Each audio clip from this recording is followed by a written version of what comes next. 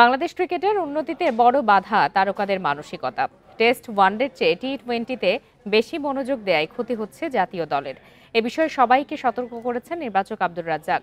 ঘরোয়াতে যারা ভালো করেছেন তাদের সুযোগ দেয়া হবে ব্যর্থ হওয়াদের জায়গায়, এমনটিই জানিয়েছেন তিনি।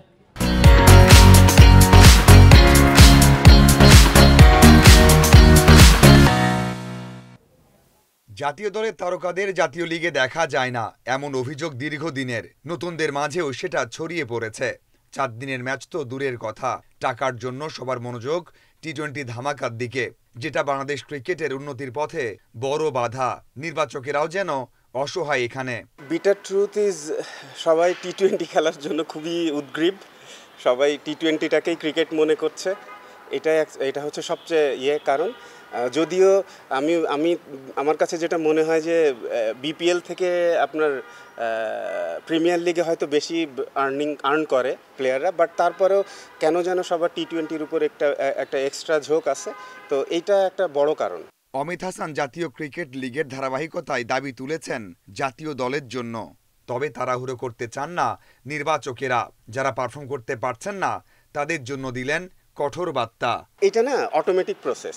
আপনার যখনই কেউ একজন এসে পিছে নক করতে থাকে ডোর, তো যে ভিতরে থাকে সে অলরেডি বুঝতে পারে।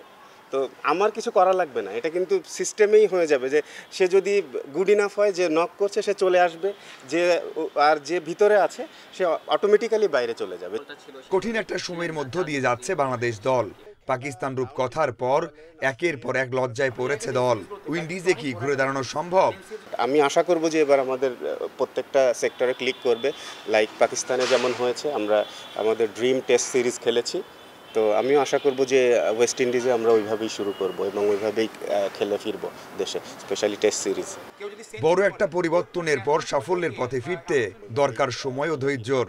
বাংলাদেশ দল আবারও বড় দলে পরিণত হবে, সেই বিশ্বাস সাবেক তারকা ক্রিকেটারের। Mazharul Islam, independent news.